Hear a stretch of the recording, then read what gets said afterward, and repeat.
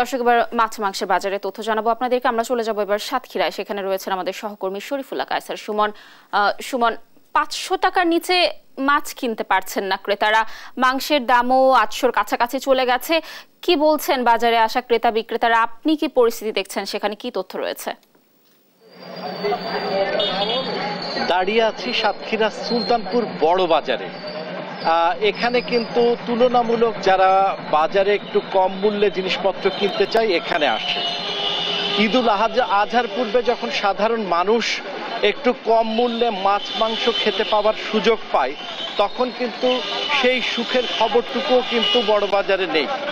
সাতক্ষীরার বড় বাজারে এখন খাসির মাংস 1000 পার করে 1100 টাকার জায়গায় চলে গিয়েছে। গরুর মাংস 750 টাকা, দেশি মুরগির মাংস 500 টাকার উপরে, এবং পোলট্রি মাংস 190, সোনালি 320, এবং যেটি প্যারিস বলে চলে সেটি হচ্ছে 330। মাছের দামও ঊর্ধ্বমুখী। একই সাথে চিংড়ি মাছ সেটি কিন্তু 750 টাকার উপরে, রুই মাছ 300 টাকা, কাতলা মাছ 450 টাকা। প্রতিটি মাছের দামই অনেক বেশি, মাংসের দামও অনেক বেশি। কোনোটি যেন নিয়ন্ত্রণের মধ্যে আসছে না। স্বাদের মাছ মাংস গরিবের পাত্রে এখন আর জুটবে কিনা সন্দেহ রয়েছে। আমরা একটু এখানে উপস্থিত নাগরিক নেতা, কবি, সাহিত্যিক, সাধারণ বাজারে যারা এসছেন তাদের সাথে কথা বলতে চাই। কি অবস্থা বলেন তো? বাজারের অবস্থা খুবই খারাপ, কারণ আমরা তো দীর্ঘদিন ধরে মাছ মাংসের দাম এত বৃদ্ধি পেয়েছে যে এটা খাওয়া অনেক কমিয়ে দিয়েছে বাধ্য হয়ে।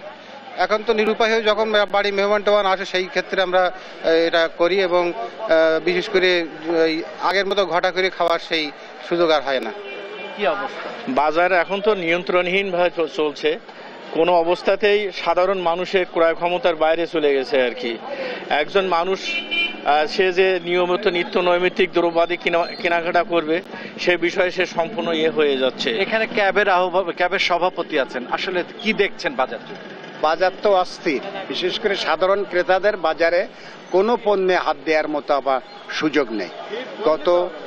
এটা প্রতিনিয়ত বাড়ছে। আমরা যখন বলছি যে গতদিন এরম ছিল ব্যাপারটি না, কোনোটাই কমছে না। কেউ বলছে যে বাজারে গরমের জন্য পণ্যের, কিন্তু বাজারে তো সাপ্লাই কম না। বাজারে যথেষ্ট পরিমাণ পণ্য আছে, কিন্তু সাধারণ ক্রেতাদের কেনার মতো সামর্থ্য নেই। এক্ষেত্রে বাজার তদারকি, বাজার ব্যবস্থাপনা, এই বিষয়গুলো যেমনটি শুনছিলাম লাবণী, বাজার ব্যবস্থাপনাটির কথা বলা হচ্ছিল। এখানে উপস্থিত যে যারা ক্রেতা ভোক্তা, যে এই যে একজন নাগরিক নেতা যেভাবে বলছিলেন, এটি কিন্তু আসলে প্রকৃত চিত্রটি এটি, যে আসলে মাছ মাংস খাবারের বিষয়টি হয়ে গিয়েছে বাসায় অতিথি ছাড়া সাধারণত এই ধরনের মাছ মাংস ঘরে তোলাই এখন খুব দুরূহ ব্যাপার হয়ে গিয়েছে। সাতক্ষীরার মাছ মাংসের বাজারের যে অস্থিতিশীল অবস্থা তার সর্বশেষ। লাবণী,